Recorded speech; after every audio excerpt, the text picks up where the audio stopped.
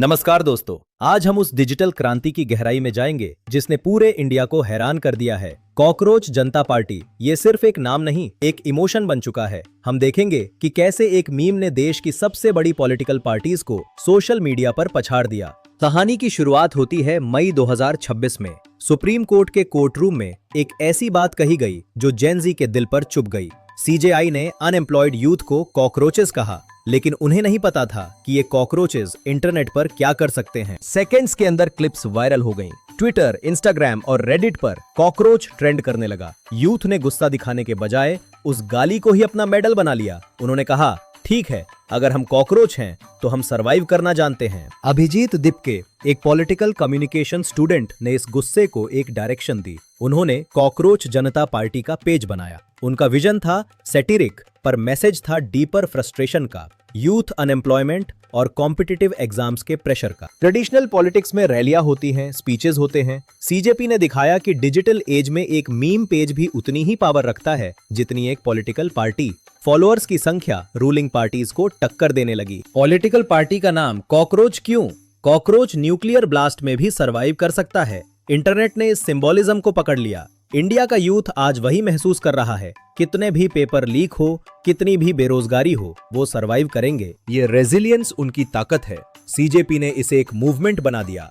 Together we survive. ये slogan हर उस स्टूडेंट की आवाज है जो सिस्टम से लड़ा है। सैटर के पीछे एक सीरियस प्रोटेस्ट छुपा है। पॉलिटिकल एक्सपर्ट्स इसे मीम पॉलिटिक्स का नया दौर कह रहे हैं।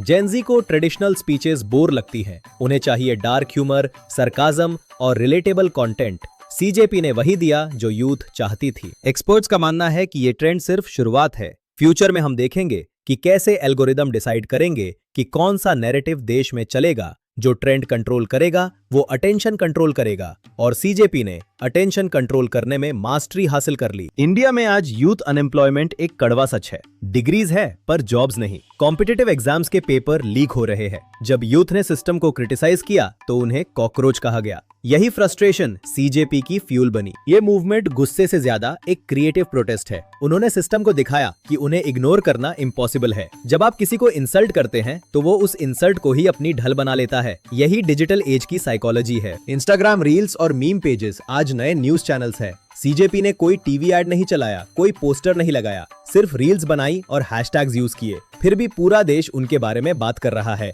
ये है सोशल मीडिया की रियल पावर। व्हाट्सएप ग्रुप से लेकर फैमिली डिनर्स तक सीजेपी एक डिस्कशन टॉपिक बन गया। ऑपोजिशन लीडर्स ने भी सपोर्ट दिखाया, क्योंकि उन्हें पता है कि यूथ के बिना कोई इलेक्शन नहीं जीता जा सकता। नैरेटिव अब एल्गोरिदम्स डिसाइड करते हैं। क्या फ्यूचर में कॉकरोच जनता पार्टी एक रियल पॉलिटिकल फोर्स बनेगी? क्या हम ऐसे लीडर्स देखेंगे जो मीम्स के थ्रू चुनाव लड़ेंगे? ये $1,000,000 क्वेश्चन है, लेकिन एक बात तय है, पॉलिटिक्स बदल चुकी है। जेन ज़ी ने खेल के नियम बदल दिए हैं। सार्काज्म अब सिर्फ मजाक नहीं, एक पॉलिटिकल वेपन है। जो मूवमेंट इंटरनेट की लैंग्वेज बोलेगा वही यूथ के दिल में जगह बनाएगा। ट्रेडिशनल पार्टीज को अब अपने सोशल मीडिया सेल्स को रीथिंक करना पड़ेगा। Meme is the new message. देश के कोने कोने में, मुंबई से दिल्ली तक, बेंगलोर से पटना तक सीजेपी की गूंज सुनाई दे रही है।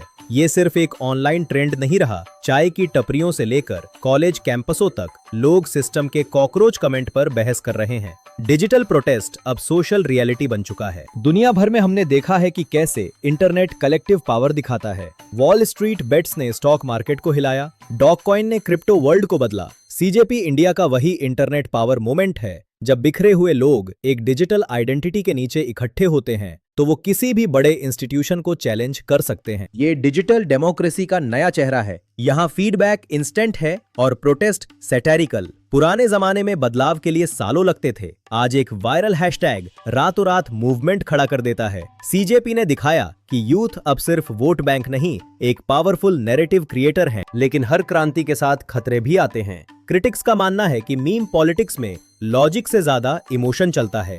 क्या सैटर से देश की कॉम्प्लेक्स प्रॉब्लम्स सॉल्व हो सकती हैं? क्या ये सिर्फ एक टेम्परेरी डिस्ट्रैक्शन है? ये सवाल भी उतने ही जरूरी हैं जितने कि मीम्स। हमें गुस्से और सॉल्यूशंस के बीच बैलेंस बनाना होगा। चीफ जस्टिस ने बाद में क्लैरिफाई किया कि उनके रिमार्क्स को मिसकोट किया गया था। उन्होंने कहा कि उनका टारगेट अनएम्प्लॉयड यूथ नहीं, बल्कि फेक डिग्रीज और सिस्टम मिसयूज करने वाले लोग थे। उन्होंने यूथ को डेवलप्ड इंडिया का पिलर भी कहा। लेकिन डिजिटल एज में नैरेटिव एक बार निकल जाए तो उससे वापस लाना बहुत मुश्किल होता है। इस मूवमेंट को इतना बड़ा बनाने में एआई का भी बड़ा हाथ है। एआई जनरेटेड सॉन्ग्स, इमेजेस और डीप फेक सैटियर्स ने सीजेपी कंटेंट को हर मोबाइल तक पहुंचा दिया। टेक्नोलॉजी ने प्रोटेस्ट को इतना इजी और एंटरटेनिंग बना दिया है कि हर कोई इसका हिस्सा बन सकता है। ये फ्यूचर ऑफ प्रोटेस्ट का ट्रेलर है। एंड में बात वही आती है, रेजिलियंस। कॉकरोच की तरह इंडिया का यूथ हर मुश्किल से लड़कर आगे बढ़ना जानता है। सीजेपी सिर्फ एक पार्टी नहीं, उस लड़कू जज्बे का प्रतीक है। सिस्टम हमें जो भी कहे, हमारी आवाज इंटरनेट के जरिए हमेशा गूंजती रहेगी।